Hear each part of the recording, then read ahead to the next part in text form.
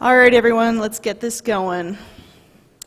Good evening. Welcome to the Cortez City Council regular meeting. Today is Tuesday, February 13th, 2024. The time is 7:30 p.m. Just want to note that Mayor Medina is excused for this meeting, so as Mayor Pro Tem, I will be chairing. We'll go ahead and call this meeting to order and want to ask you all to join me in the Pledge of Allegiance.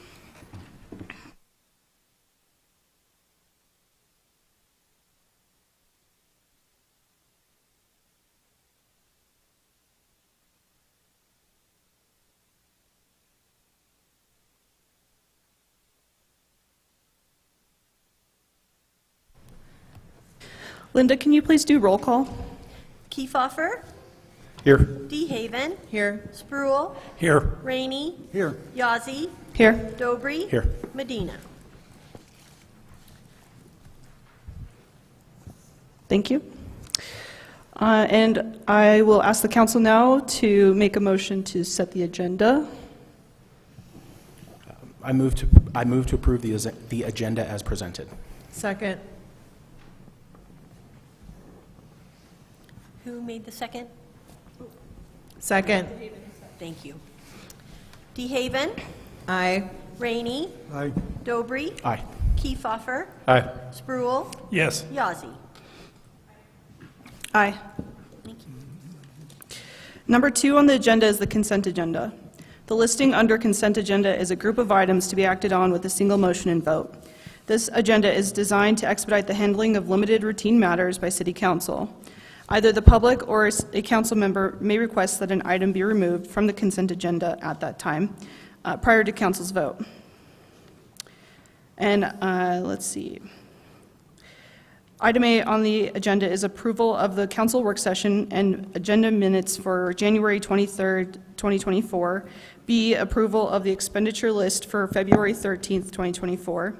And C, approval of a special events permit for the Cortez Area Chamber of Commerce, along with Onward, the Legacy Foundation, to host the 7th annual Putt-Putt Tournament event on Saturday, February 17th, 2024, on the premises located at 20 West Main Street, Cortez.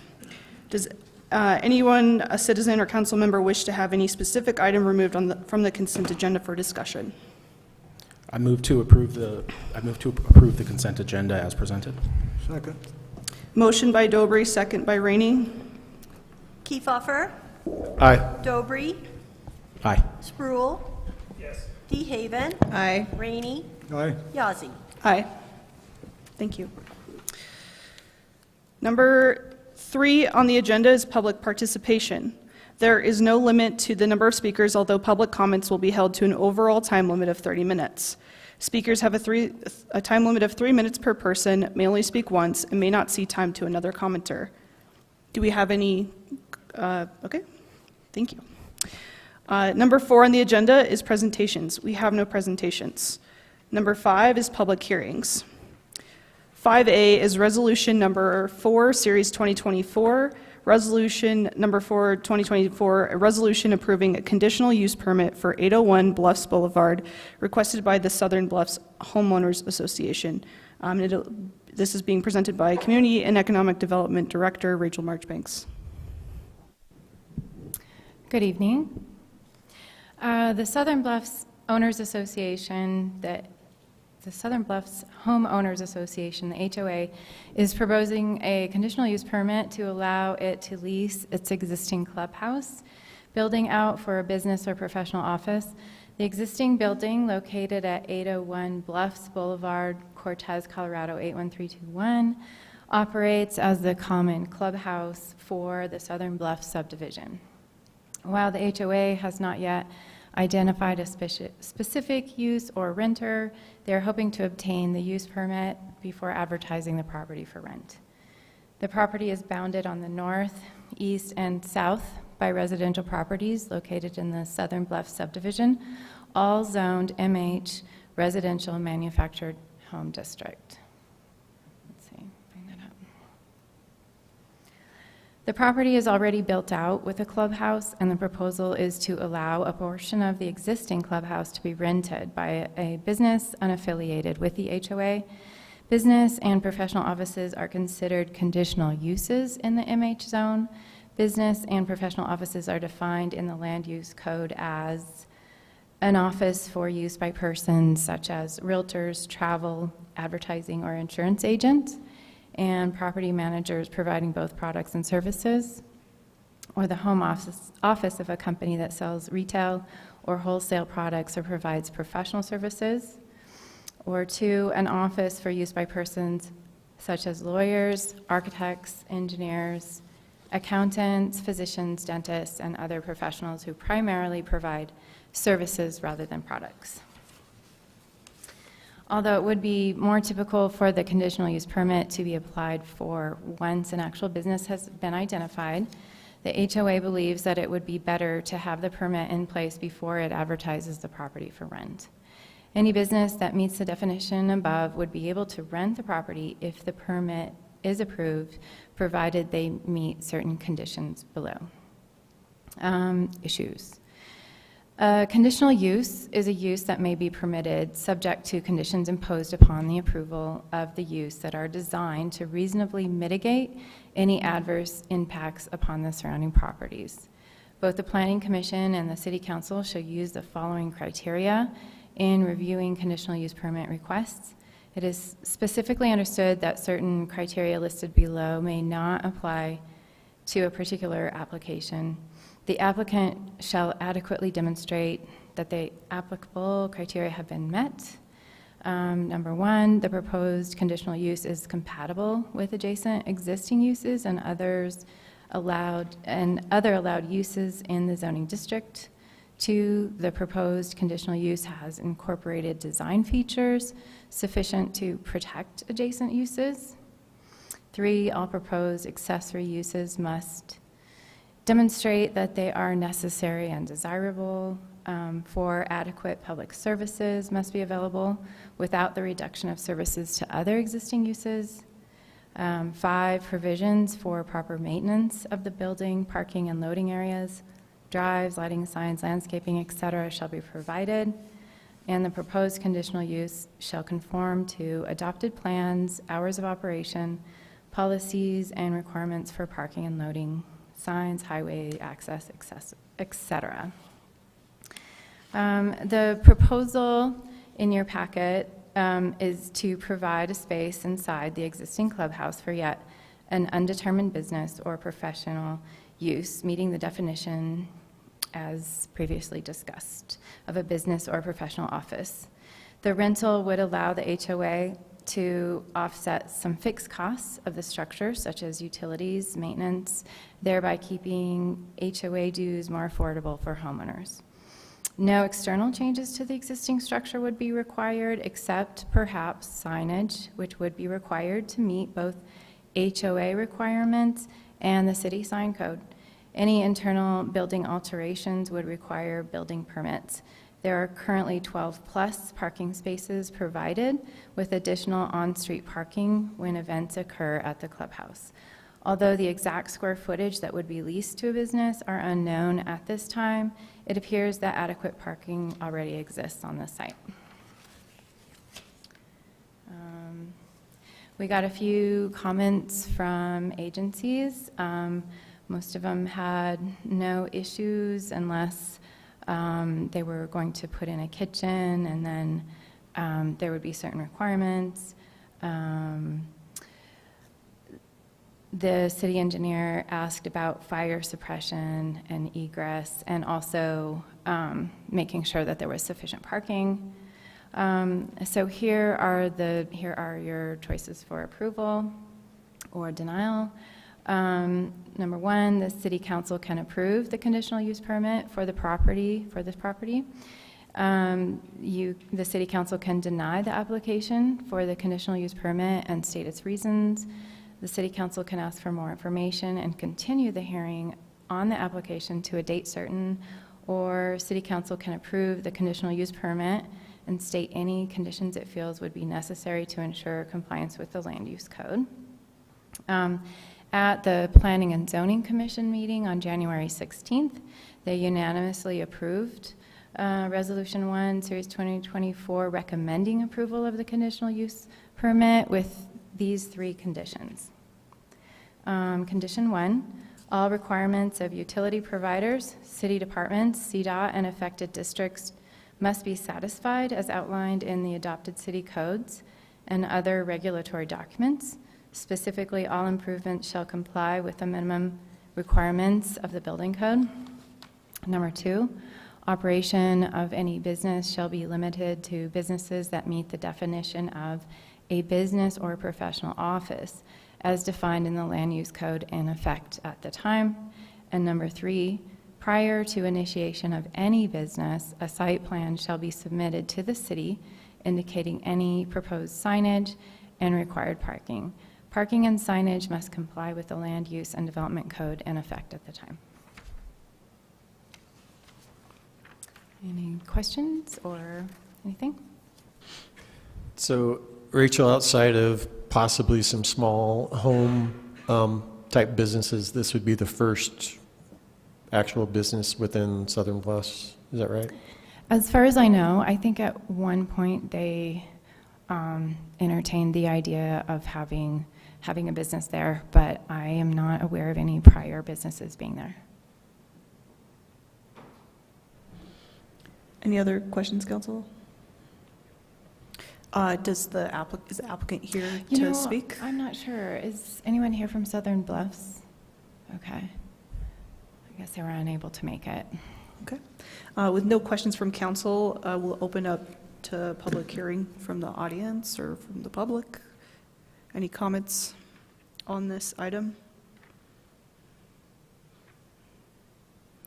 Seeing none, we'll go ahead and close the public hearing, and I will ask for a motion from council. Madam Mayor Pro Tem, I move that the council approve resolution number 04, series 2024, a resolution approving the conditional use permit for 801 Bluffs Boulevard requested by the Southern Bluffs Homeowners Association. Second. Motion by Kiefhoffer, second by Sproul. Dobry, Aye. Kiefhoffer, Aye. DeHaven, Aye. Rainey, Aye. Spruill, Yes. Yazzie. Aye. Thank you. Item 5B on the agenda is new tavern liquor license for Cortez Conference Center LLC. A public hearing for a new tavern liquor license for Cortez Conference Center LLC, DBA Destination Grill, located at 2121 East Main Street, Cortez, presented by Donna Murphy, Deputy City Clerk. Good evening, Council. Tonight we have a new application for a tavern liquor license to be located at 2121 East Main Street in Cortez. The applicants are in the audience tonight to present their petitions, as well as Chief Knuckles, who will be giving his report, which was included in your packet for your review. We will swear in both parties before they give their testimony. Staff is requesting that council approve the tavern liquor license and ask that the specific statute is stated in your motion. So first, we'll swear in Chief Knuckles. Please raise your right hand. Do you solemnly swear or affirm under penalty of law that the testimony you will give before this council shall be the truth, the whole truth, and nothing but the truth? I do.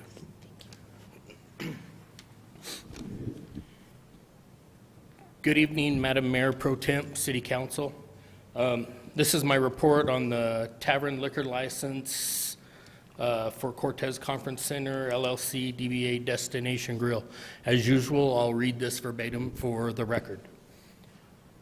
January 9th, 2024. 2, Cortez City Council. Subject, report concerning an investigation for a tavern liquor license to be granted to the Cortez Conference Center, LLC, DBA Destination Grill.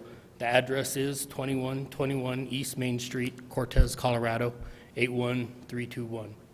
I, Vernon Knuckles, has been duly appointed and directed by the Cortez City Council, Montezuma County in the state of Colorado, to investigate the above applicant and to state the official position of the Cortez Police Department. Do report the following. 1, contacted the City of Cortez Planning and Zoning Office and spoke to Rachel Marchbanks.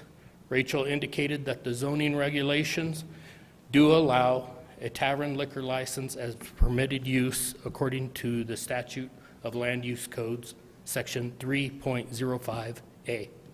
2, public notice was given by posting of a proper sign on January 3rd, 2024 on the property described in the application.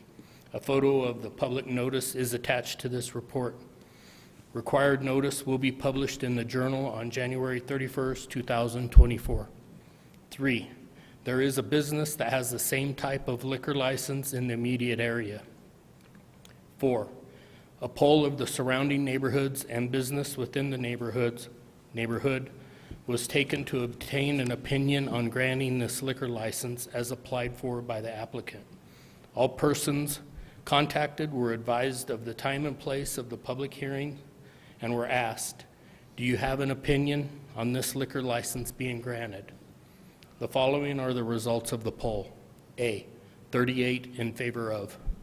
B, 0 against. C, 5, no opinion. Number 5, the location complies with the Colorado Liquor Code rules and regulations. The location does not create any known public safety issues or endanger public health. 6, a copy of the report was delivered to the applicant on January 9th, 2024. Signed by me, Vernon Knuckles, Chief of Police. Thank you. Thank you. All right, so Kurt and Joanne, are in the audience.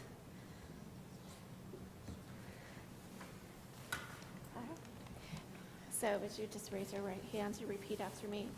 Do you solemnly swear or affirm under penalty of law that the testimony you will give before this council shall be the truth, the whole truth, and nothing but the truth? Yes. Okay.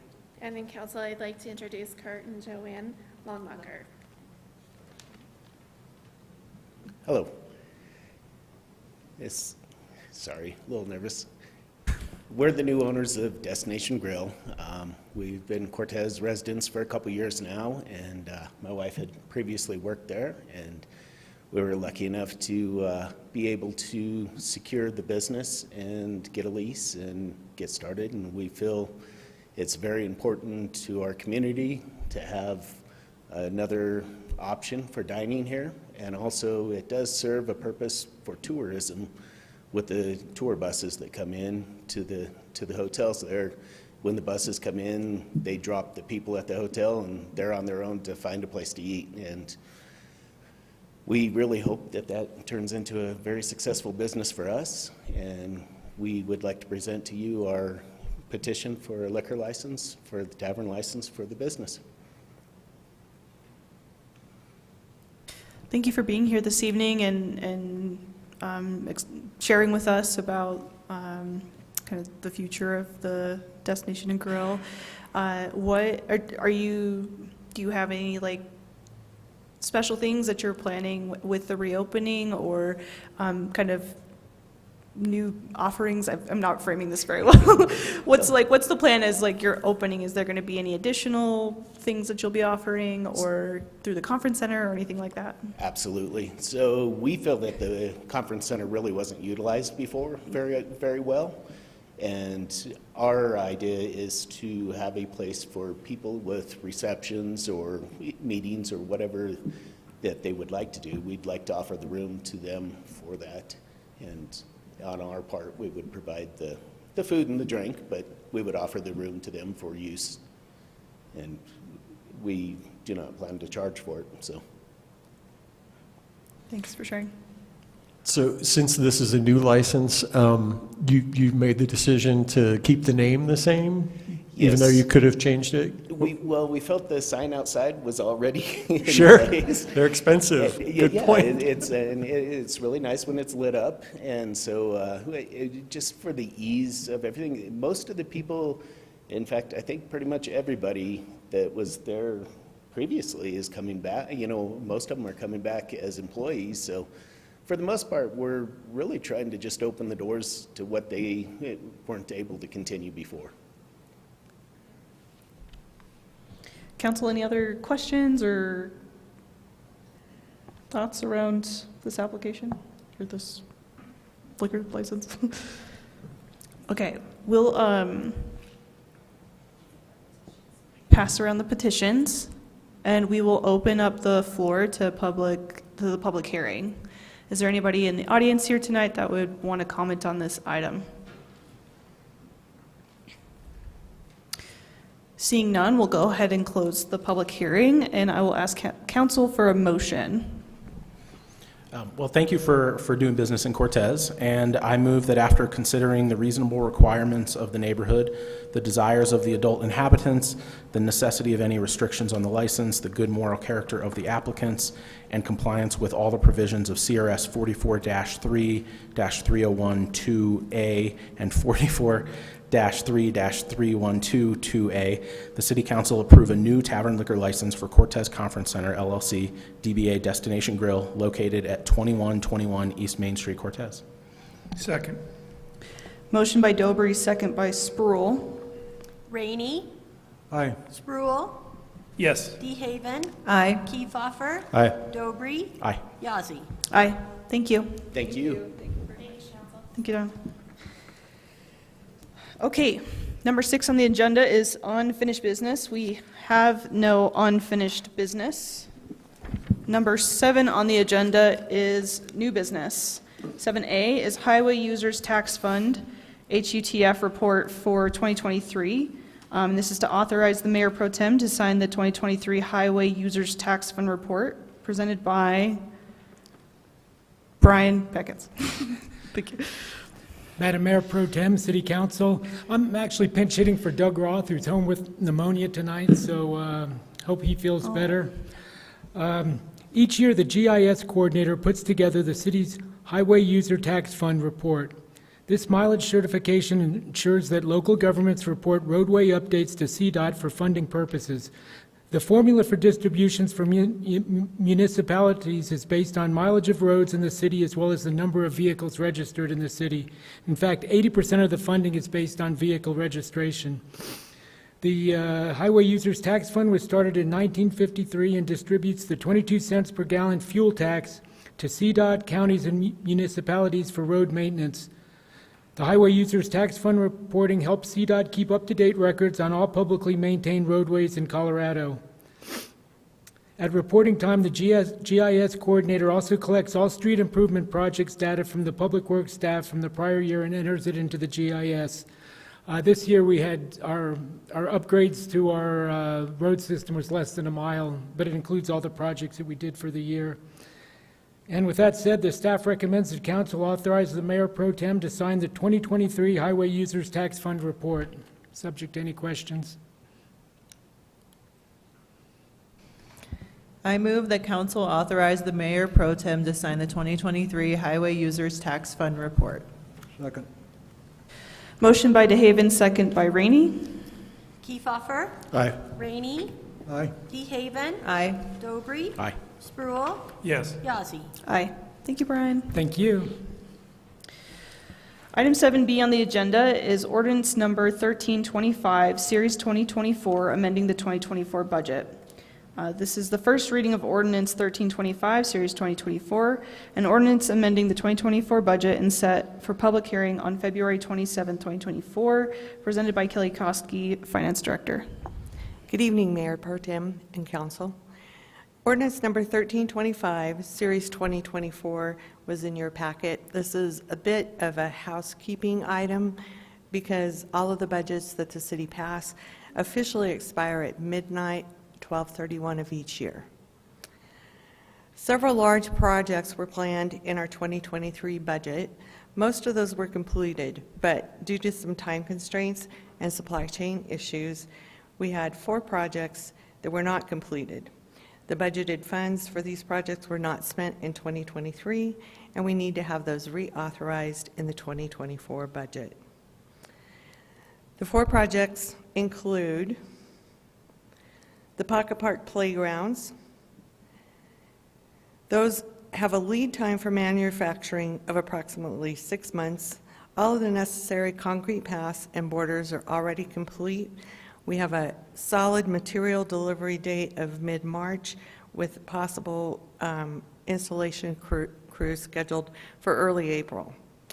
The outdoor pool heater also had a production lead time of 3 to 4 months, and it is expected to be delivered mid-February and installed in time for the summer season. The universal turf machine was, the company had a unit that was available at the time that the bids occurred, but as the bid was awarded, that machine was no longer available. The manufacturer scrambled to find another available unit and have one available now. The fourth item was the Golf Pro contract.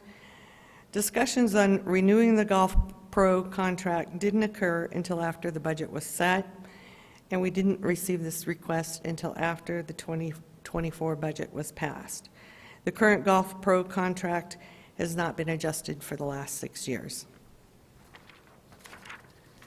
The total fiscal impact for all of these items is $362,024, and staff would like to recommend that the council approve on first reading ordinance number 1325, Series 2024, an ordinance amending the 24 budget to reauthorize completion of the projects listed previously and set for public hearing on February 27th, 2024, barring any questions.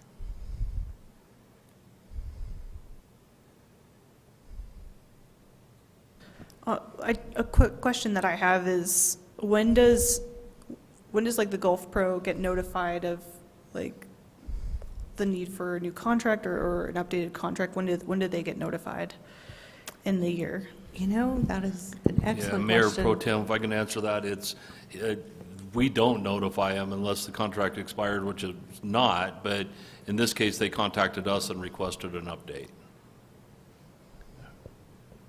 Thank you.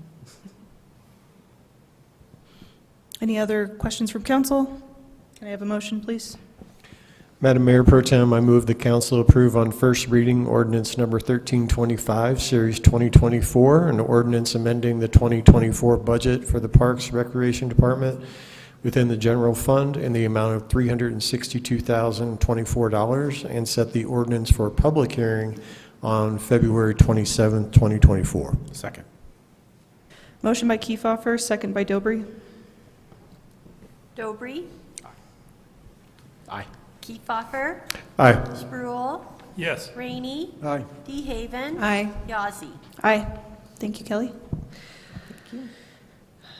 Item 7C on the agenda is tax-exempt lease purchase of 2 servers to replace the current VxRail server system. This is for the approval of a tax-exempt lease purchase with Dell Financial Services for 2 PowerEdge R760 servers to replace the city's existing VxRail server system, also presented by Kelly Koski, Finance Director. Good evening again. Just to give you a little bit of background, the VxRail server system was purchased in 2017. Our experience with the VxRail system has not been what you would call positive. It malfunctions on a regular and persistent basis, to the point where if there is trouble with the IT environment, the team starts with the VxRails because that's normally the issue. The problems with the VxRail servers tend to spread citywide, with all users unable to log into the network, to any of their network files, and they can only see email through a web page browser. Typically, the IT team has been able to handle these situations and have everybody up and going within 30 minutes, possibly as long as an hour. But in January, we did experience a situation where the VxRail servers were down for 3 days. Dell technicians said that they had never seen an issue like that before, and certainly our IT team hadn't either. I did include a couple of diagrams in your packet just to give you kind of a picture of what happens. The first diagram that you'll notice is this one here that shows that the VxRail servers have stopped working. And the second diagram shows the impact of that throughout the system. And the IT guys tell me this is what they call a cascading failure. So the situation just morphs itself throughout the system. This issue was brought up during our 2024 budget preparations. We knew that the VxRail server was old and starting to show its age, and the recommendation was that we move to the Dell PowerEdge R76 servers. We recommended Dell as the vendor because we have state contract pricing through them, and they also offer us a discount of $3,820 with a lease purchase that's financed through Dell Financial. They also provide a 30-day price match and a low price match guarantee. This cost was budgeted for in the 2024 budget, and the new PowerEdge servers will provide stability and increase reliability and efficiency for the IT team. This will be a lease option, and there were 3 options that were researched: Dell Financing, Kansas State Bank, and Vector Bank. The Dell Financing does include the discount of $3,820, and that discount is not available to any of the leasing vendors. Each one of the lease proposals has an option to purchase the equipment at the end of the lease term for $1.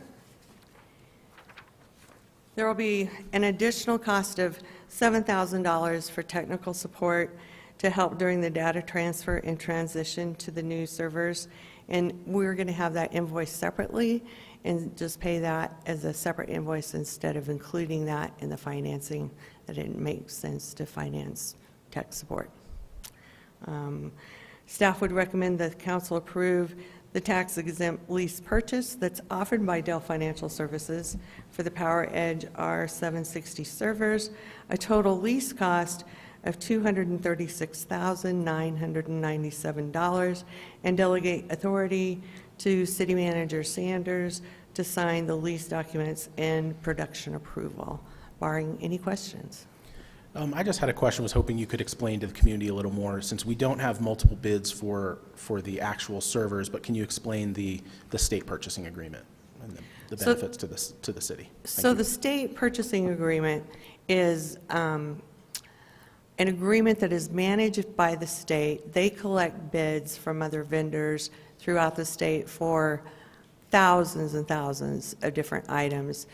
Once the state approves a vendor or a contract as a state contract, that is guaranteed, that's guaranteed the lowest price that is available for those products or services. Mm-hmm. The only other question I had is, what was the budgeted number for this item in the 24? So we actually budgeted $52,000 for the lease payment. So we're under the budget? Yeah. Thank you. To me, this just seems like one of those things that you kind of have to do, right? Like if the water heater goes out in your house, you really want to replace it so you can take a shower eventually. So it doesn't really seem like there are a lot of options in order for the city to function properly. We kind of need to do this.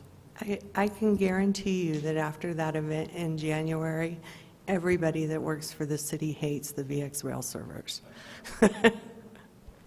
After approval this evening, what's like the time frame between getting the equipment and getting it installed and having the training period, I guess? So once we approve the purchase, production should take about a week, and they will be available 5 days after production. So rather quickly, which I was quite surprised about. And what is the like transitionary period look like? So once you get it, like how long does it take to like switch over and I guess like the proper training, I guess, for that concurrent systems? It will probably need to happen over a long holiday weekend. Approximately 3 days is what the IT team and the Dell team are saying. It could be quicker, but they thought it should not take more than 3 days. Any other questions, council? Can I have a motion, please? Madam Mayor Pro Tem, I move that the council approve the tax-exempt lease purchase offered by Dell Financial Services for 2 PowerEdge R760 servers for a total lease cost of $236 $997, and delegate authority to City Manager Sanders to sign the lease agreements and production approval. Second. Motion by Kiefhoffer, second by DeHaven. Spruill, Yes. Rainey, Aye. Dobry, Aye. Kiefhoffer, Aye. DeHaven, Aye. Yazzie. Aye. Thank you, Kelly. Thank you very much. Item 7D on the agenda is intergovernmental agreement for dispatch services. This is regarding the approval of the annual intergovernmental agreement for dispatch services for 2024, and our presenter is Vern Knuckles, Chief of Police. But prior to that, we have a quick thing. I'm a member of the Montezuma County Hospital District that is a signatory for this agreement on behalf of Southwest Health System. I recused myself from that vote at the hospital district and spoke with our attorney, and he said fine to vote on it on the city's behalf. So I always look at this as an agreement that I view from the city. Thank you. All right, take it away. All right. Good evening again, Madam Mayor Pro Tem, City Council. I'm here to speak about a mutual aid agreement titled Omnibus Mutual Aid Agreement. The County of Montezuma. Vern, can we actually go to the intergovernmental agreement first? And then yeah. yeah. I'm one ahead. You're one ahead. No worries. Okay, I'm going to back up. The IGA for dispatch services. Last council meeting, I brought to you for council to select your representatives to the government committee.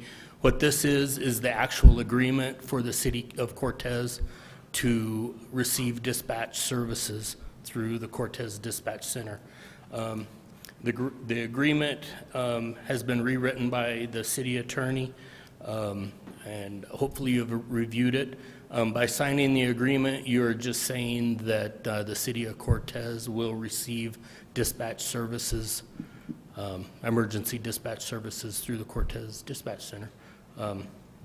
Staff recommends that the city enters into this agreement. Do you have any questions? Were there any concerns from any of the other members of the dispatch group? I believe they were mostly directed to the city attorney, so I might defer to him as to what those concerns were, but I think they were mitigated. Yeah, thank you, Madam Mayor Pro Tem. When I reviewed the agreement last year, we looked at it kind of two classifications of problems. One was there seemed to be a lot of inconsistencies in the language. I think the previous agreement had been sort of cobbled together from a number of other agreements perhaps, and so there wasn't consistency in the terminology, and some of the formatting was off. Even there were different fonts. So that it was more kind of editorializing the agreement to make it look better. And the other issues, I think the primary thing was, if you'll read the agreement, the county through the E911 authority and the city are the major players. Everybody else is essentially purchasing a service. And so the county attorney and I basically drafted it and then ran it by him, and we came to an agreement on what it should look like from our perspective as the service providers, if you will. The other, I think there are 11 or 12 other entities that participate are more the service recipients, and they have other options if they choose not to sign on to this agreement. At this point, I think 8 or 9 of them have already signed it. But we didn't want to have to negotiate every paragraph with that many entities because it'd be like herding cats. So we kind of said, let's get the county and the city in agreement and present it to everybody else and kind of say, you know, this is it. And hopefully we felt it was fair, and we did kind of clarify some of the duties and give the chief and the finance director some more clear authority in terms of developing the budget and managing the system, because the employees are city employees. And so I think those were the main changes. And only one entity had some concerns, but I'm hopeful that they were addressed, and I haven't heard anything more from them. So I think it's a much better agreement than what we had last year. Thank you. Are any other questions or comments from council? I just want to make a comment that I think your approach was really brilliant, to go to the county and then just kind of go to the entities and say, like, this is what it is, because it hasn't always been that way, and it could be really a long, drawn-out process. So kudos to you. Yeah, Mayor Pro Tem, if we can add one other comment to that. One other thing this agreement does is, before, the city was on the hook. How this works is the city does the outlay every year, and then we basically the next year bill them for that. But were somebody to leave, the city is left unprotected. This corrects that problem, so the city is also protected. Okay, can I have a motion, please? I move the council approve the intergovernmental agreement for dispatch services for the year 2024 and authorize the mayor pro tem to sign the agreement. Second. Motion by Sproul, second by Rainey. Dobry, Aye. Kiefhoffer, Aye. DeHaven, Aye. Sproul, Yes. Rainey, Aye. Yazzie. Aye, thank you. All right, item 7E on the agenda is the Omnibus Mutual Aid Agreement. Approval of the Omnibus Mutual Aid Agreement to facilitate and encourage cooperation and assistance in the event of a local emergency or disaster. Also presented by Vern Knuckles, Chief of Police. And here you go. And my last thing, so I can't mess this up, right? So, good evening, council.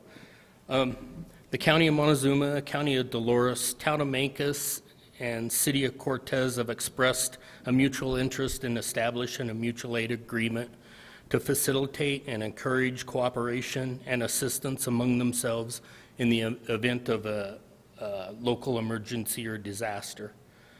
The participating entities and/or the constituents they serve face threats to public safety from natural disasters, including but not limited to floods, fires, windstorms, snowstorms, possible terrorist actions, weapons of mass destruction, be they conventional, chemical, biological, or nuclear, and hazardous material releases, civil disturbances, and other hostile actions.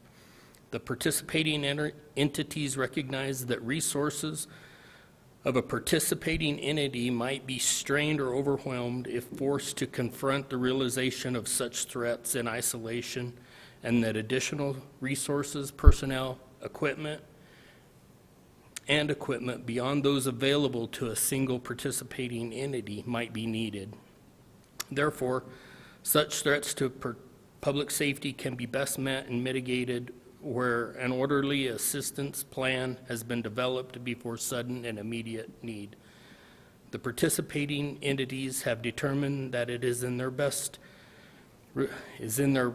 interest and the best interest of their communities to create a plan to foster communication and the sharing of resources, personnel, and equipment in the event of such disaster. Therefore, the participating entities seek to have this mutual aid agreement. Staff recommends that council authorizes Mayor Pro Tem to sign this agreement so that something happens, we can work together and cooperate amongst ourselves. So that's it. Any discussion? Motion, please.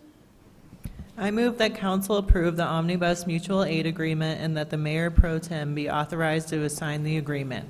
Second. Motion by DeHaven, second by Spruill. DeHaven, Aye. Kiefhoffer, Aye. Spruill, Yes. Dobry, Aye. Rainey, Aye. Yazzie. Aye. Thank you, Chief. Thank you, council. Item 7F on the agenda is equipment purchase for the Public Works Water Department. This is regarding the approval of the purchase of a new or used excavator for the water line installation crew and is presented by Brian K. Peckins, Director of Public Works. Hello again, Brian. Hello, Madam Mayor Pro Tem and City Council. The Water Department needs to purchase a large excavator to facilitate the removal and installation of water mains throughout our distribution system as part of our new dedicated water line replacement team. City staff reached out to several dealers and auction sites to check availability and get quotes on new and used excavators within our approved budget of $250,000. Both new and used excavators come with a one-year warranty. The results you can see below.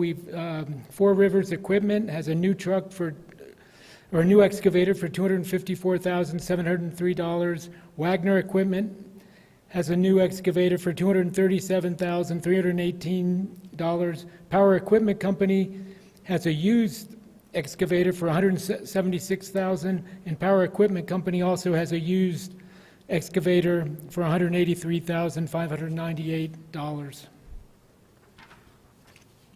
Taking into consideration price and availability of these units, staff recommends purchasing the Volvo EC140E excavator from Power Equipment Company. The purchase is fully covered through funds in the water capital outlay. Staff recommends that council approve the acquisition of an excavator for the water department from Power Equipment Company in the amount of $176,000 to be fully covered by funds budgeted in the water capital outlay account. Subject to any questions. What's the lifespan of an excavator?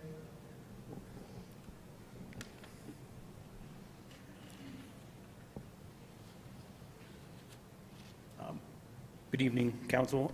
With the excavator, we've recommended about 5,000 hours on a piece of equipment like that, so it's a pretty long-term piece of equipment.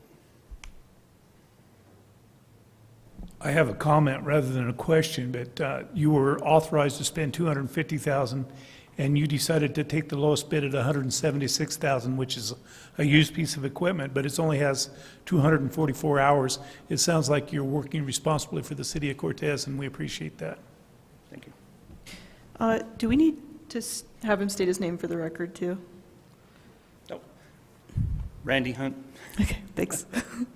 Okay, any other questions or comments? Motion, please. I move that the city approve the acquisition of a Volvo EC140E excavator from Power Equipment Company for the Public Works Water Department in the amount of $176,000. Second. Motion by DeHaven, second by Kiefhoffer. Rainey, Aye. DeHaven, Aye. Kiefhoffer, Spruill, Aye. Dobry, Aye. Yazzie. Aye, thank you. Thank you. Item 7G on the agenda is airport parking lot and access road rehabilitation bid selection. The airport, along with its on-call engineering firm, Garver LLC, have reviewed the bids for the airport parking lot and access road rehabilitation project. This is presented by Jeremy Patton, Airport Director. Good evening, Mayor Pro Tem and City Council. So as you know, we rebid the parking lot last fall. We went out for advertisement on the 27th of October, 2023, conducted a pre-bid meeting on the 8th of November, and then had a closing date of 20 December 2023. We received 2 bids from general contractors. Of those, I've listed them in your packet as non-construction. With not going too far into the weeds, the base bid, Schedule 1, that is a federally funded portion of, in this case, $565,382. Schedule 2 would be, if you recall, we committed ARPA funds to this project as a city cost share. $1,458,999, and then an additive alternate is incorporated in there. That's based on the scope of the project and a certain type of construction that may or may not need to be done. So we're going to There's some dynamics of this parking lot with the soil that we have out there, as you know, that may change some of the scoping of this project. The other bid was Four Corners, same breakdown, Schedule 1, Schedule 2, and an additive alternate. The Schedule 1, again, being a federally funded portion, $744,898. Our ARPA funded, $1,550,710. And then with that additive alternate, you see if it's not needed, it's $267,000, $267,60. So a total bid, $2,028,340.68. So those are just the two bids that we received. And as a background, this project, again, being partially funded by federal grants, there were several additional federal requirements outlined in the bid specifications. As described in the letter of recommendation of award attached, and by all means, if you have any questions on that, hopefully you had time to review it, we can go into that. These standards must be met in order for a bid to be considered responsive. Despite Nunn Construction being the low bidder at the outset, there were a few items in the bid that, when we put them up against those federal requirements, were deemed non-responsive. Adherence to these standards is a key element in the city abiding by the nearly 40 grant assurances we have to continue receiving federal funds. So it was determined that Four Corners Materials would be the most responsive bidder because of their not only the compliance with federal requirements, they met the DB requirements, as I've mentioned to you guys before, and so staff and Garver are recommending that the Four Corners bid is best suited to be awarded for construction of this project. I want you to understand too that consideration for value engineering is going to be happening at the start as we enter this. And so we already know there's some things we may want to change. There were some numbers that came back in the sub submittals. The numbers some of them were just ridiculous, like a flagpole being, several $1,000s more than we ever expected. So there's going to be some value engineering. There's possibly elements of the parking lot that we may cut out because of future FBO development based on brownfields that we're going after. So there could be some changes, and in a positive way, those could mean some cost savings with Four Corners if they're in fact selected. So before any value engineering, we're looking at a project of $2,028,340.68. With that, staff recommends council award this 2024 airport parking lot and access road rehabilitation to Four Corners Materials for a total project amount of $2,028,340.68. Do you guys have any questions, especially regarding the letter of recommendation that Garver submitted? And also, my engineer Jake Hoban is here with us tonight, so if you guys have any questions, we have a representative from Garver as well. David? I have a question. How long would it take the airport to recoup from this significant output? Well, that kind of depends. As we develop this project, if you recall, we're going to propose a paid parking. The technology is incorporated into this project. What structure we incorporate is yet to be presented, and that's something I'm going to be coming to you guys with. We intend to have a paid parking with much more reasonable and fair than a lot of our surrounding airports. I mean, some of them are between $12 and $50 a day. Like we're talking single digits. So theoretically, with the amount of parking spaces we have, and what we average with our airline passenger travel, we could see anywhere between 170 to about 300,000 a year of revenue from the parking lot. That's daily rates and then discounted rates based on how long they're there. Parking permits, transient pilots that fly in, they get maybe a parking pass they can buy. So we're going to present a whole structure.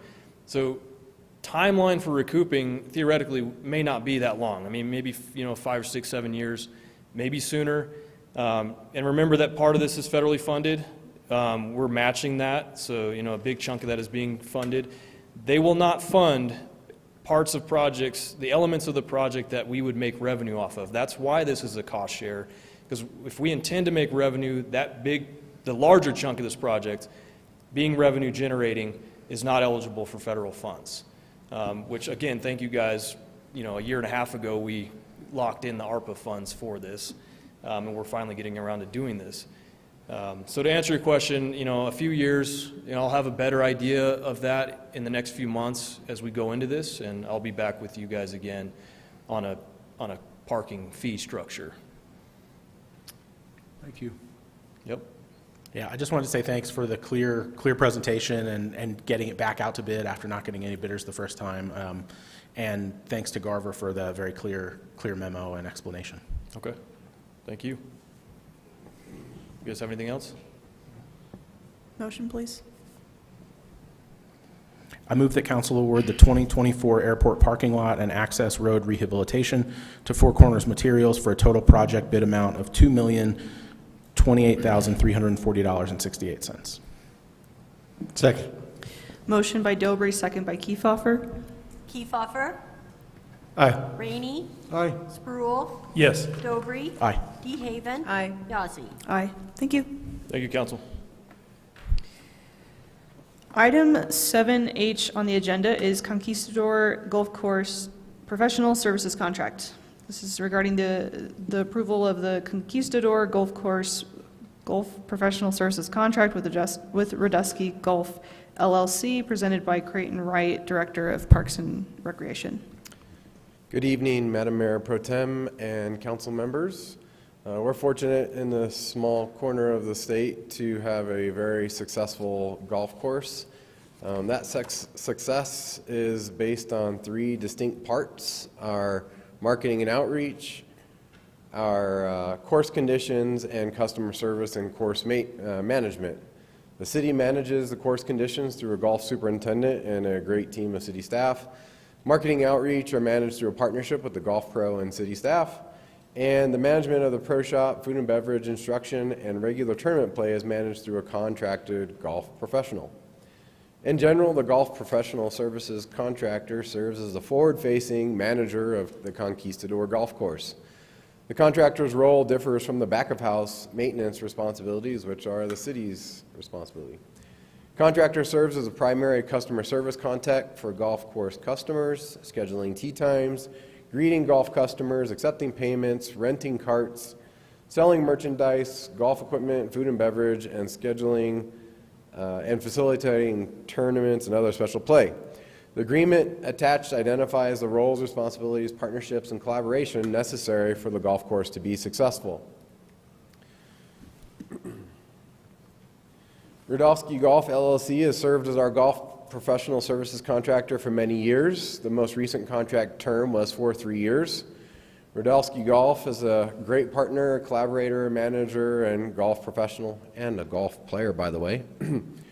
They have overseen 3 years of exponential golf and a golf growth in golf revenue, rounds, and leading to 3 consecutive years of the highest revenue ever, highest rounds played, and highest cost recovery that the golf course has ever seen.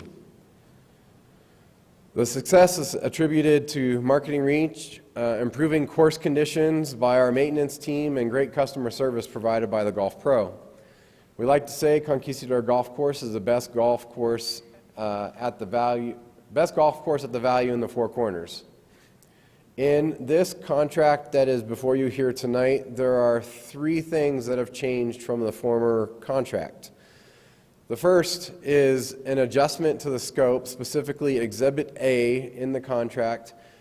We adjusted the first page to clean up responsibilities and identify the need for the golf professional, maintenance team, and city administration to communicate, collaborate, and partner for the success of the golf course. There are specific deliverables that were added in there on an annual basis. The second item that is adjusted in this contract is the base rate. The current contract indicates a base rate of $36,000. That's remained the same for 2 contract terms. That's 6 years in total. The current contract does not include any base rate increases. Staff proposes that the base rate be increased to $40,500, a 12.5% increase for this year. And then in the second year of the contract term, we would increase that base rate to $45,000. That's another $4,500 increase. That's a $9,000 increase in total over the current contract amount. Given the inflation during the past 3 years and first-class service and management received from Rodolski Golf, staff believes that adjusting the current base rate appears reasonable. After the increase to $45,000 in the second year of the term, the proposed contract contains an annual inflation escalation rate consistent with the cost of living adjustment that city provides its employees if we provide one. And the final item that changed in the contract is the bonus structure. The current contract includes a bonus structure for annual revenue increases year over year. It's averaged over 3 years, and that difference or the increase, the contractor would get 10% of it. While we'd love to see the rounds and the revenue continue to increase on an annual basis, the fact is that we're likely near the top of a revenue rounds peak, and despite every effort by our maintenance staff, the golf pro, and marketing, we expect that we're going to be hitting a plateau with our revenue and our rounds. Hold on one second, my computer's trying to shut down on me. Staff proposes a new bonus structure in the proposed contract to reward the effort necessary to maintain a financially strong golf operation. The new structure allows for similar bonus amounts while focusing the incentives on earned revenue, rounds, and outreach events planned to attract new golfers. The goal is to set the incentive level to maintain a near 100% cost recovery rate.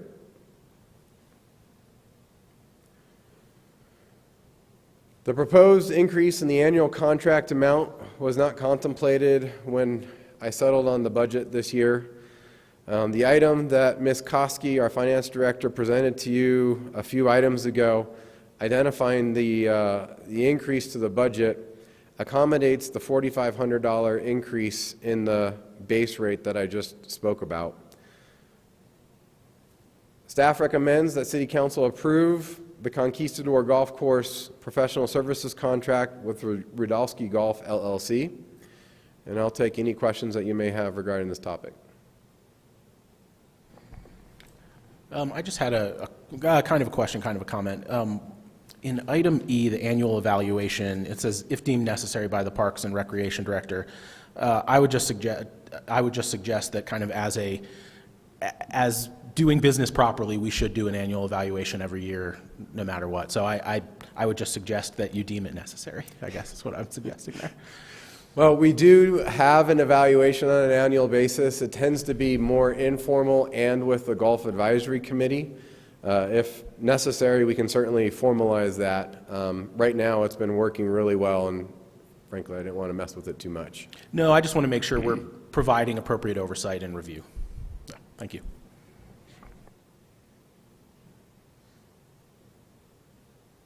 All right. Motion, please. I move that the City Council approve the Conquistador Golf Course Golf Professional Services Contract with Rodolski Golf LLC. Second. Motion by Sproul, second by Rainey. Dobry. Aye. DeHaven. Aye. Rainey. Aye. Sproul. Yes. Kiefhoffer. Aye. Yazzie. Aye. Thank you, Creighton. Okay. Item 7I on the agenda, Rec Center Pool Boiler Bid Award. This is regarding the bid award to Sparks Plumbing for $52,395.32. Presented by Creighton Wright, Director of Parks and Recreation. Hello again, Council. As you're aware, we have had significant infrastructure and mechanical system issues throughout our whole Parks and Rec system. Fortunately, we anticipated replacing several of those this year, this being the first of likely several that'll be coming before you in the next several months, where we'll be awarding various different bids and projects. So to this item, the Rec Center pool boiler bid. The Rec Center has 2 pools in the natatorium. There's a competitive pool and a leisure pool. Each of those pools have separate mechanical systems, which includes pumps, filters, chemical systems, and boilers. The equipment is at an age when it's beginning to fail. The pool boilers actually failed last summer, and our very creative and ingenuitive staff were able to get them running minimally to keep the boilers continuing to heat. The lifespan on these units are 10 to 12 years. They're currently at 10 years old, and they are at, if not over, their useful life.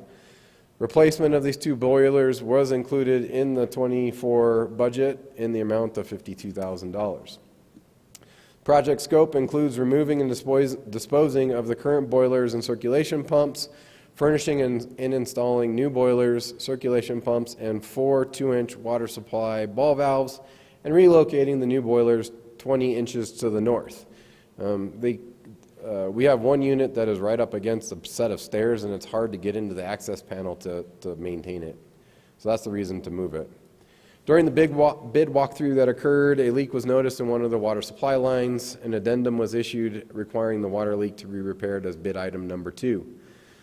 The bid for the replacement was released on December 26, 2023. A mandatory walkthrough occurred on January 9th, 2024, with 3 vendors attending. The bid was opened on January 17th, 2024, with 2 bids being received. The bids received came from Sparks Plumbing in the amount of $52,395.32 and Mountain Desert Plumbing in the amount of $73,392.85. Sparks Plumbing is the lowest bid. Again, I mentioned that in the '24 budget in the Conservation Trust Fund, we budgeted $52,000 for this project.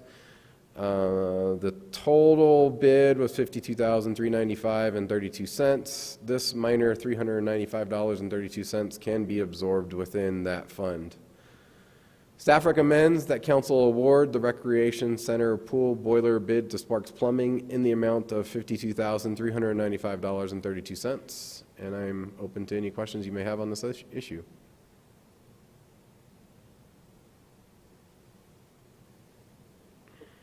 Madam Mayor Pro Tem, I move that council award the Recreation Center pool boiler bid to Sparks Plumbing for $52,395.32. Second. Motion by Kiefhoffer, second by Spruill. DeHaven. Aye. Spruill. Yes. Dobry. Aye. Kiefhoffer. Aye. Rainey. Aye. Yazzie. Aye. Thank you, Creighton. Thank you, council. Item 7J on the agenda is DOLA Local Planning Capacity Grant Program. Council will consider authorizing the City of Cortez Community and Economic Development Department to apply for the Colorado Department of Local Affairs DOLA Local Planning Capacity Grant Program for up to $166,400 and to provide a 20% cash match. Presented by Rachel Marchbanks, Community and Economic Development Director. Good evening again, Council and Mayor Pro Tem. As you may recall, in 2023, the city conducted a housing needs assessment, which confirmed that Cortez is in dire need of housing. The population has increased faster than its housing supply, with limited inventory of for-sale homes and a vacancy rate of under 2% for rentals. Competition is driving up prices. The result is very few affordable housing options for locals, and it affects employers' ability to recruit and retain workers. Also, as you recall, to help address these issues, the city adopted a housing action plan in August of 2023 and is currently rewriting its land use code, in part to help remove barriers to housing development. Cortez has also opted into Proposition 123, the Cortez Affordable Housing Fund, to allow state support for construction of additional affordable workforce housing units to not only the city but other local nonprofits. Along those lines, staff would like to apply for the DOLA Local Planning Capacity Grant Program. We don't have the capacity on staff to really pursue what we need to pursue in order to help fast track the Proposition 123 guidelines. So what this grant does is it provides support for planning capacity to fast-track or expedite development review, permitting or zoning of affordable housing, and increasing local government planning department capacity to help impact the number of units built. While the city has shown its commitment to increasing affordable housing, its resources are greatly limited. This grant will help provide capacity for the city to pursue its goal of facilitating the increased production of affordable housing. The city, if we are awarded this grant, will hire an independent contractor who will help bring the Housing Action Plan to fruition, support its Proposition 123 commitment, and maintain its Proposition 123 eligibility for funding opportunities. What this person would do would be to assess our current processes and procedures for housing development review and recommend improvements. Additionally, they would create and maintain an inventory of potential properties and funding opportunities, develop and implement a method for tracking affordable housing, and will act as an affordable housing Proposition 123 liaison for the city, among other tasks as well. I believe this might be the first DOLA grant that we would be able to apply for in quite some time, just on our own, so that's exciting. So the total grant request would be no more than $166,400.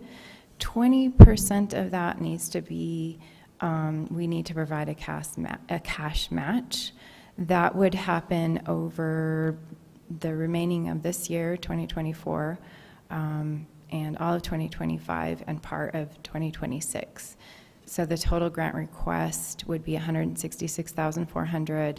The grant match would be 20% of that, which is $33,280.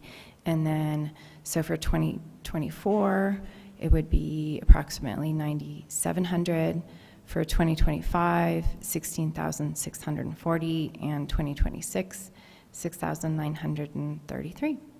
So if you are amenable, staff recommends that you authorize the city to apply for this grant.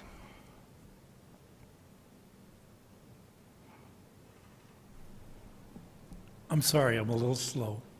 What exactly are we going to get for $33,280? That's a good question.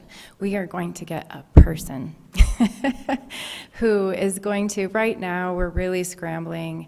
We get a lot of requests, like, hey, we heard that you guys opted in to Proposition 123. I'm a developer.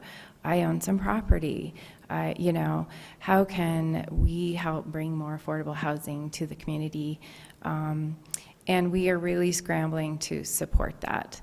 So this person would assess our current processes for helping any kind of housing development that comes to the city, bring it to fruition. So no matter where they're at, some are, ready to go, shovel ready, and those ones actually go through our system pretty quickly, but a lot of them are not, and that takes up a lot of staff time. It's how can we support this property owner to redevelop their property and turn it into housing. So that's what this person would be doing, as well as looking over our forms for permitting. We're hoping, we'd like to make it a lot easier. Right now, not a lot of that is online. We want people to be able to go to our website and easily find the forms that they need to apply and get permitted for housing development. And then in addition to that, a liaison, a point person that can interact with folks no matter where they're at in the process and help bring a project to fruition. I just want to reiterate what Councilman Kiefhofer has pointed out earlier, that the city of Cortez is not in the real estate business, and we don't intend to be. And this doesn't have anything to do with us bringing in affordable housing. It's just assisting someone who will, correct? Right. So this is just facilitating those who will come to the city and partner with us to, yes, but we wouldn't, right, we are not doing the building. I just had a question about the match. Is it budgeted in the 2024 budget? Yes, so we have the funds in contract services. Great, thank you. Madam Mayor Pro Tem, I'd like to make a motion that council approve the City of Cortez Community and Economic Development Department to apply for the Colorado Department of Local Affairs Local Planning Capacity Grant Program in the amount not to exceed $166,400 and provide a 20% cash match. Second. Motion by Kiefhoffer, second by DeHaven. Dobry, Aye. Rainey, Aye. Spruill, Yes. DeHaven. Aye. Kiefhoffer. Aye. Yazzie. Aye. Thank you. Item 7K on the agenda is authorization of the purchase of 2 utility vehicles for the golf course. Council is requested to accept a bid and authorize the purchase of 2 utility vehicles for the golf course. Presented by Rick Smith, Director of General Services. Thank you, Honorable Mayor Pro Tem and City Council. As way as background, the 2024 Equipment Fund provides $24,000 for the purchase of 2 utility vehicles for use at the golf course. These units being replaced, when they come in, we'll get rid of the old ones through our auction process. Specifications were drawn up and bids were received on January 25th. The city received 5 responses to our bids. All of the vendors are considered out-of-town vendors. The low bidder, Colorado Golf and Turf, with a club car, $11,112.20 each. If council allows, that would be $1,775 below the budgeted amount. And the neat thing is, we can get them this year.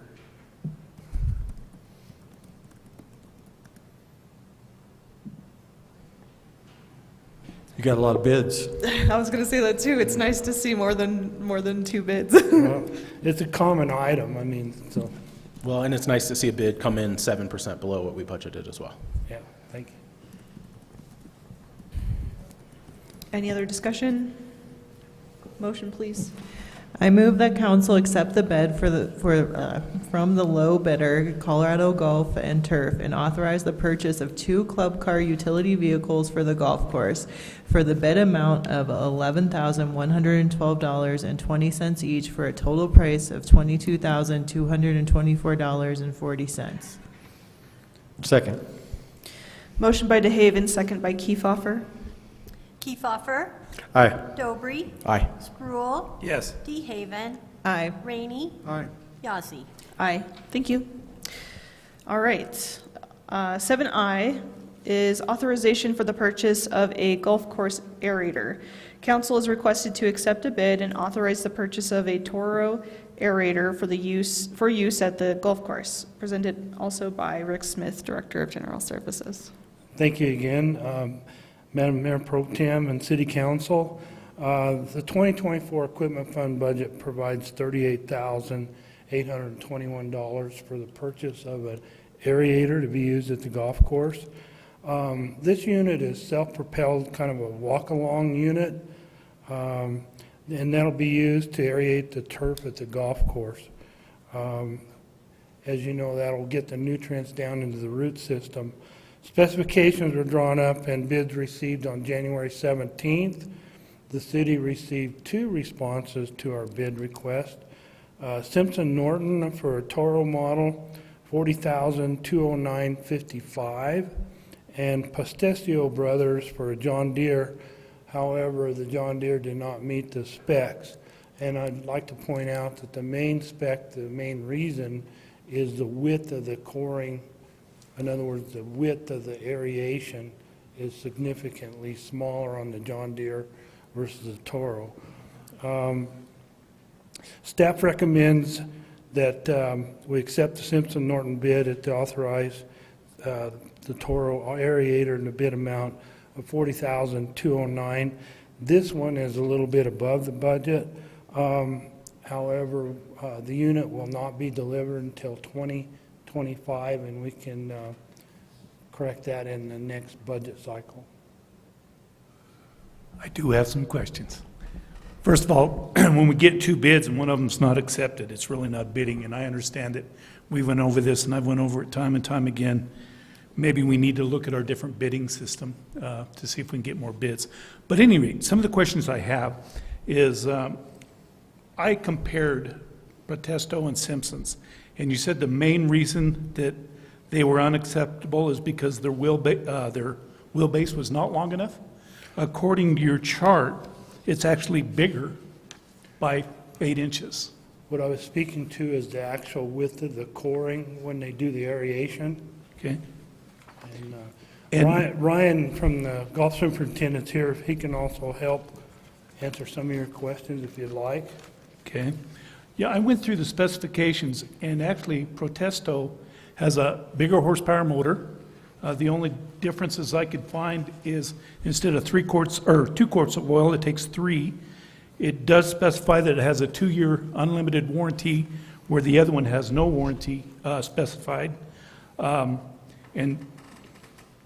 that is, it doesn't have lights. Where I'm going with this is Protesto is available in 3 to 4 months, whereas the other Simpson Norton is not available for a year. And the difference is, and this is what really swung me, $15,584.55.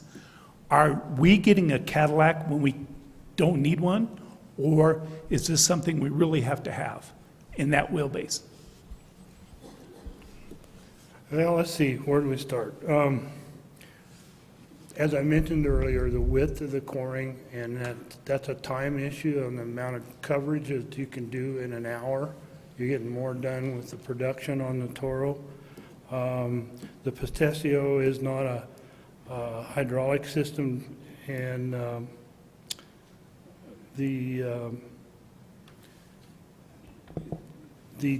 don't know, that's really about all the difference unless Ryan has some more information for you.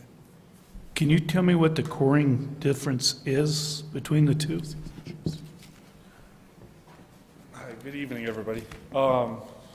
Yeah, so really, Dennis, I see where you were maybe looking on the Protesto site of the comparison, and I do see it shows like the Toro specs are 24 inches. The actual coring width and swath of the Toro machine is 51 inches. And I have, if we go through the Toro site, the swath width of the actual machine is 51 inches. 31. The biggest difference between that and other than that, the Toro is, being a hydrostatic drive, it's a much easier use. It's more user-friendly. You have a lever that you go forward, you go backwards. You can set your depth, set your spacing, everything else. The John Deere has a mechanical transmission to where you have to actually go in between different gears and everything. I have worked with both pieces of equipment, and in my opinion, the Toro is hands down. It sounds, just from you talking about it, the Toro sounds like a better piece of equipment. Is it $15,584.58 better? In my opinion, yes.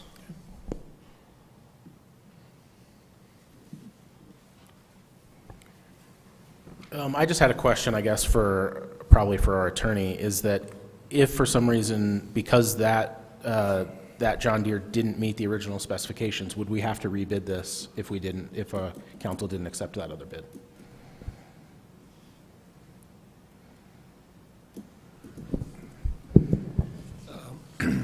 Yeah, I think if only one of the bids was responsive to the specifications that we required, and we wanted to consider a non-responsive bid, I would at least recommend that you go back to Simpson Norton and see if they have a unit similar to the John Deere in terms of the specs, and if they do, what would their bid be for that? And so I don't know that you would need to do a complete new RFP or RFQ, but I would at least allow the other bidder to respond to a revision in the specs. But it's pretty unusual that you would change the specs after the response deadline on the RFP. If I may, I would argue that if we go out for rebid, you still got the same two manufacturers. It's a specialized piece of equipment. It's a walk along. It's not like the utility vehicles where everybody makes one. So in the specifications, you're going to end up back to where we are, same place.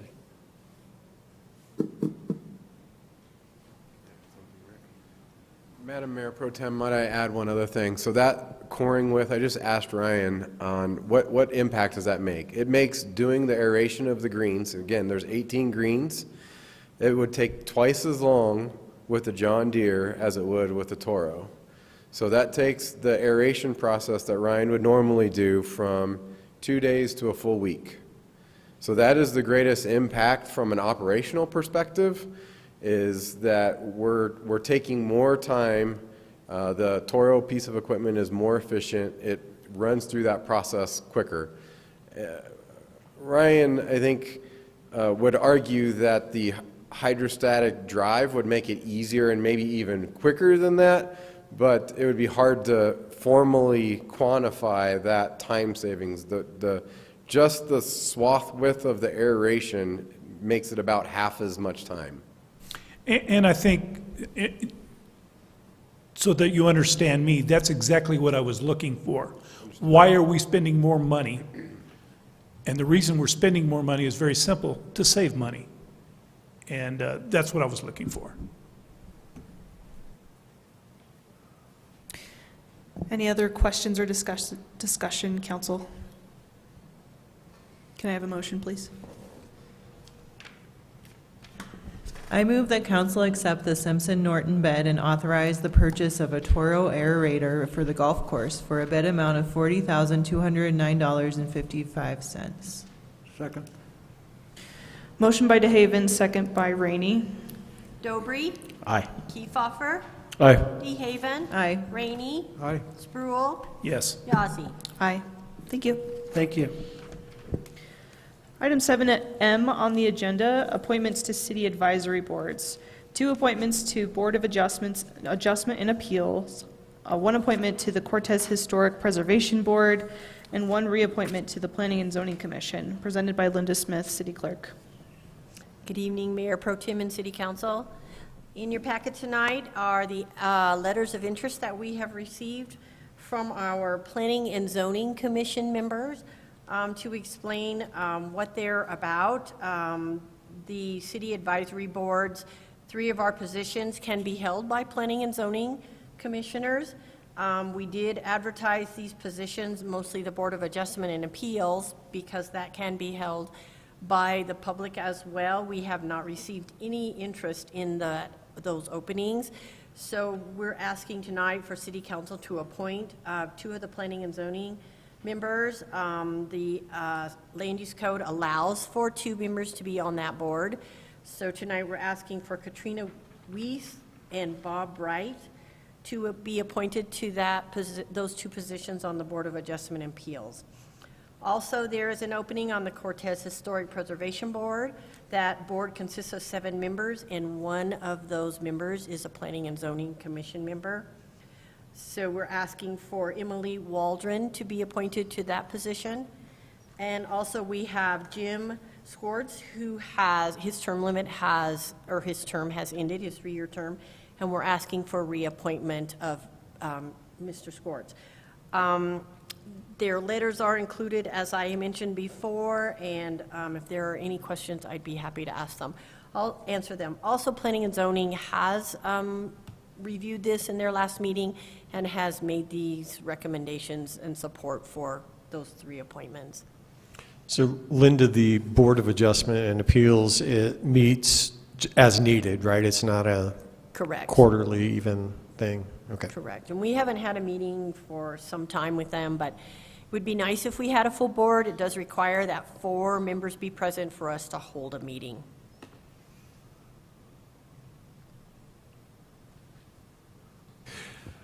Madam Mayor Pro Tem, I would like to make a motion that council appoint Katrina Weiss and Bob Bright to the Board of Adjustment and Appeals for a 3-year term, Emily Waldron to the Cortez Historic Preservation Board for a 3-year term, and to reappoint Jim Skork to the Planning and Zoning Commission for a 3-year term.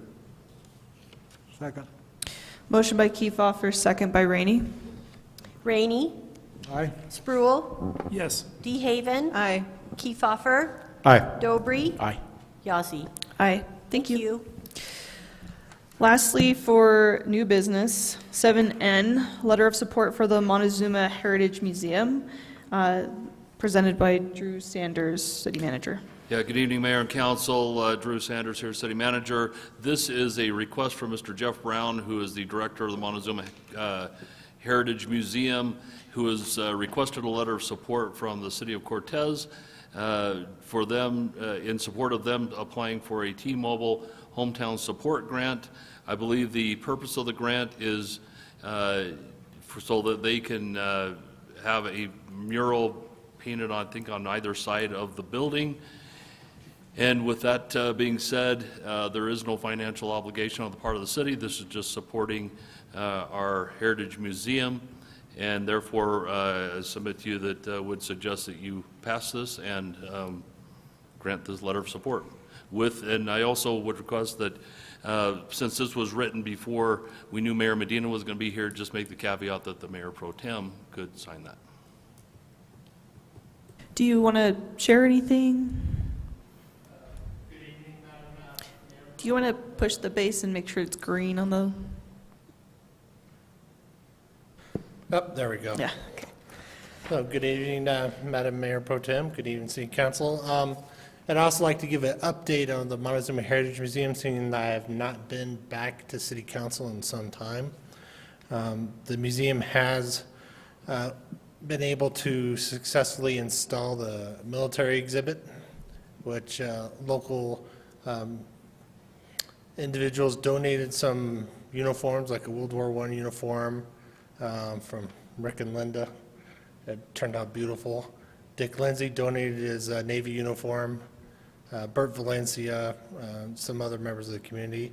We also constructed the Making a Living from a Land, so progress has been accomplished. And one of the things we would like to do is to draw people into the museum. One way is by doing school groups. We're starting to do that now with Dolores School District as well as Mancos School District. And we're working on Cortez on the 21st. This mural will help advertise on the north side of the courtyard. We're hoping to have a baby foal, a baby lamb, and say a calf representing the 3 distinctive ethnic groups in Montezuma County. So the foal could be the Utes, the baby calf could be the the Europeans, and the sheep could be the Latinos or Hispanics. Then on the south side of the building, there will be 36 feet where Brad Goodell could have, being a good artist as he is, he could have free expression with those thematic barriers, so to say. Something to match the north side of the courtyard. With approval, this grant will be then compiled, and we now have a grant review committee within the museum. So this will be submitted to that grant review committee so that all the T's are crossed and the I's are dotted, and the presentation to T-Mobile is much better. Thank you. Yeah. Any questions? Or? Yeah. Do we have any questions from council? I just had a question. Does the Heritage Museum plan to budget for any future maintenance and repair or anything like that?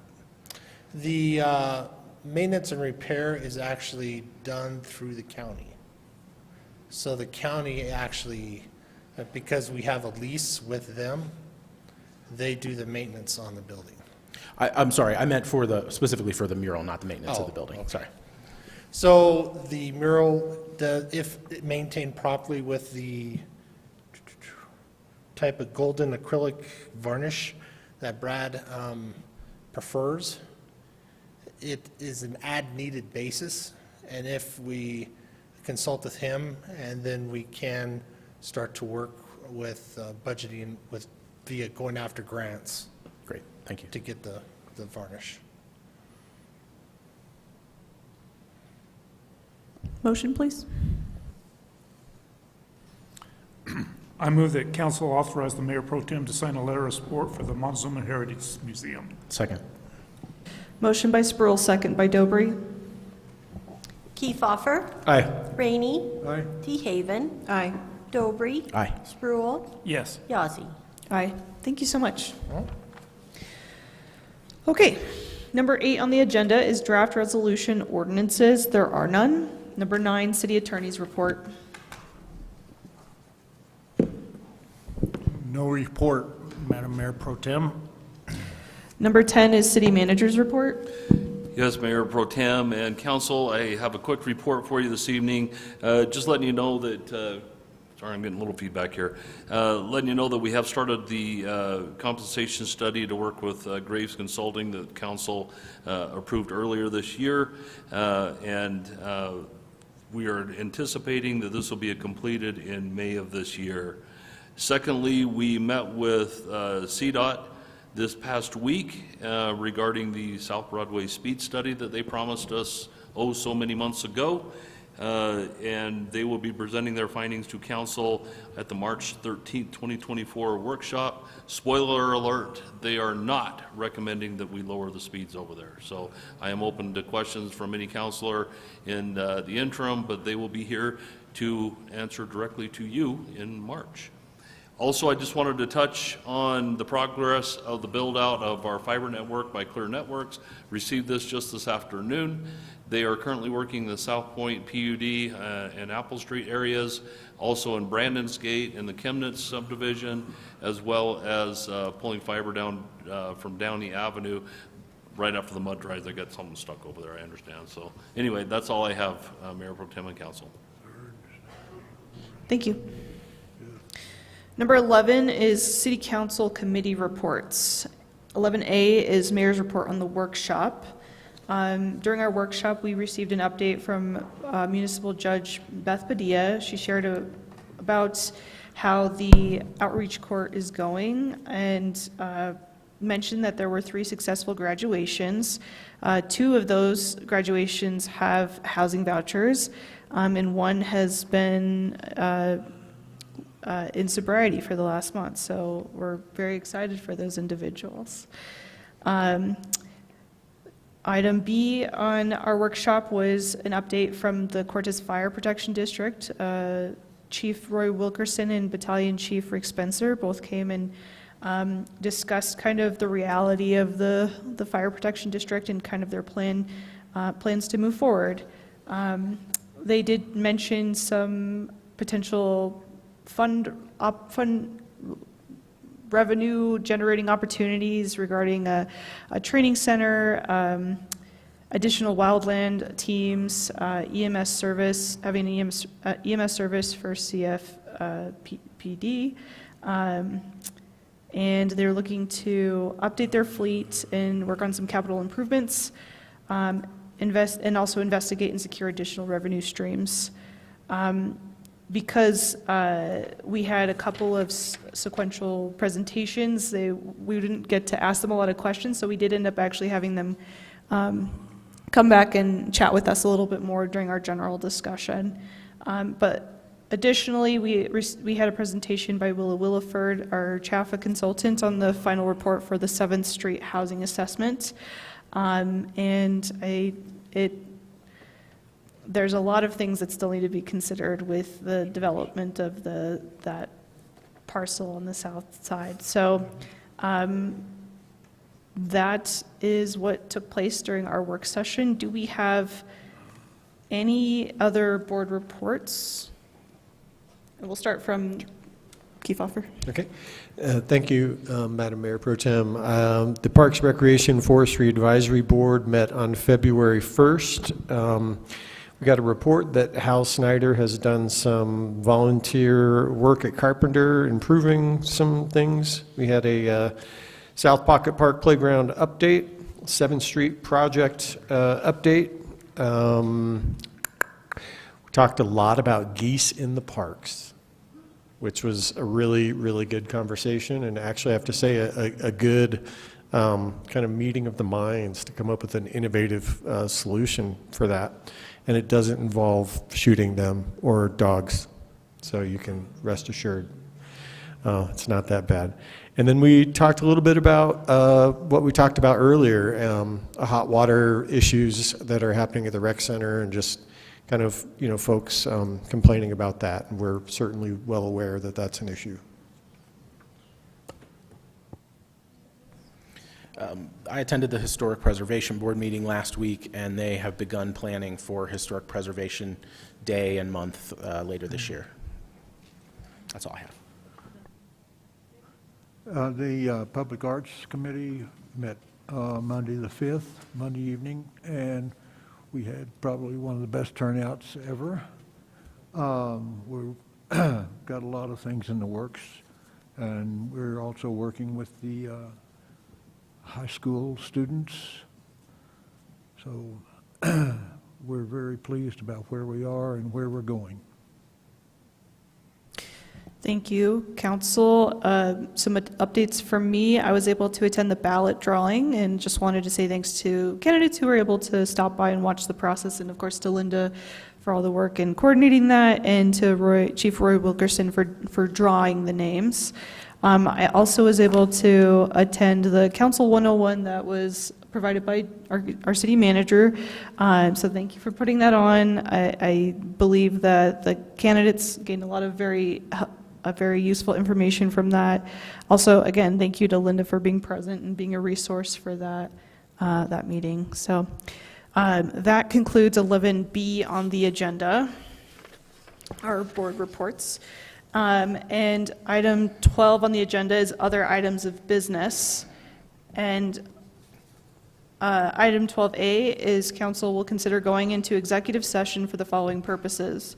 1, for the purpose of determining positions relative to matters that may be subject to negotiations, developing strategy for negotiations, and/or instructing negotiators under CRS Section 24-6-4024E. Discussion will be held on the possible acquisition of real estate at 3 different locations in the city of Cortez. 2, for the purpose of discussing the possible purchase, acquisition, lease, transfer, or sale of real property located in the city of Cortez pursuant to CRS Section 24-6-4024A. And 3, for a conference with the city attorney for the purpose of receiving legal advice on negotiations and strategies relating to the possible purchase, acquisition, lease, transfer, or sale of real property located in the Cortez city of Cortez pursuant to CRS Section 24-6-4024B. Madam Mayor Pro Tem, I move that council go into executive session for those purposes, and I will read them all again if I need to. Okay, thank you. For the purpose of determining positions relative to matters that may be subject to negotiations, developing strategies for negotiations, and for instructing negotiators under CRS Section 24-6-4024E. Discussion will be held on the possible acquisition of real estate at 3 different locations in the city of Cortez. 2, for the purpose of discussing the possible purchase, acquisition, lease, transfer, or sale of real property located in the city of Cortez pursuant to CRS Section 24-6-4024A. And 3, for a conference with the city attorney for the purpose of receiving legal advice on negotiations and strategies relating to the possible purchase, acquisition, lease, transfer, or sale of real property located in the city of Cortez pursuant to CRS Section 24-6-4024B. Second. Motion by Dobry, second by Kiefhoffer. Spruill. Yes. Rainey. Aye. Dobry. Aye. Kiefhoffer. Aye. DeHaven. Yes. Yazzie. Aye. Thank you, everyone. We're going to go into an executive session. We do have a public participation afterwards if you're wanting to stay to talk during public participation. There we go. Thank you all for coming.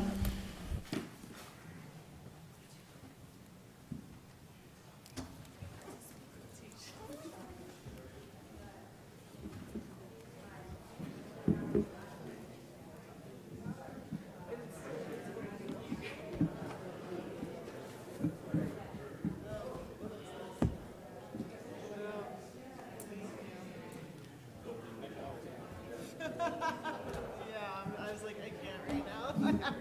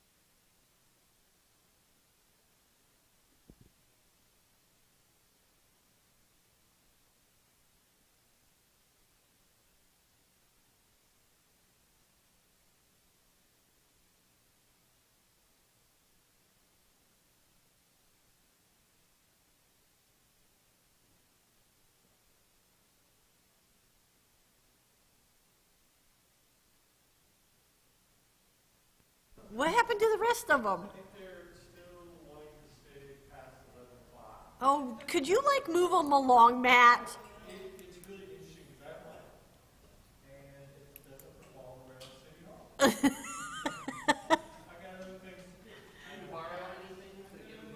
Yeah, he's got a lot of gadgets on him.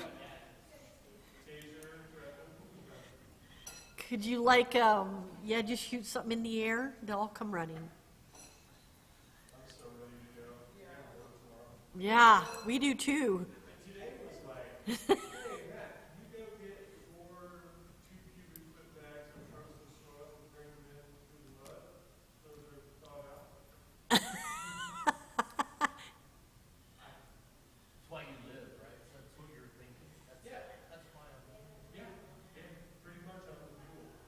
Oh, a mule. Yeah, you're not at the middle school.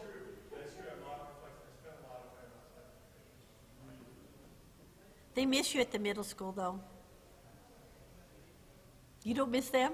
I had a kid who's in 7th grade now, and I thought he was a nice kid. And I'm like, hey, buddy, how's school going this year? He's like, so much better now than grade. Really? I don't know what I did. I went up and I just wonder if there's something else.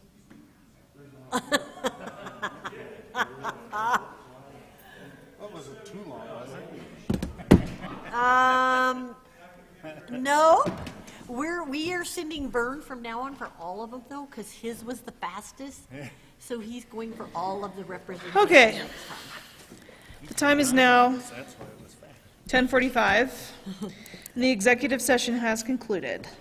The participants in this executive session were council members David Rainey, Dennis Sproul, Robert Dobry, Matt Kiefhofer, Lydia DeHaven, City Manager Drew Sanders, City Attorney Patrick Coleman, and also joining us for portions of the meeting, or the executive sessions, were Rachel Marchbanks, Jeremy Patton, Chief Vern Knuckles, and Rick Smith. Sorry, let me finish reading this. Okay. For the record, if any person who participated in the executive session believes that any substantial discussion of any matters not included in the motion to go into the executive session occurred during the executive session, or that any improper action occurred during the executive session in violation of the open meetings law, I would ask that you state your concerns for the record.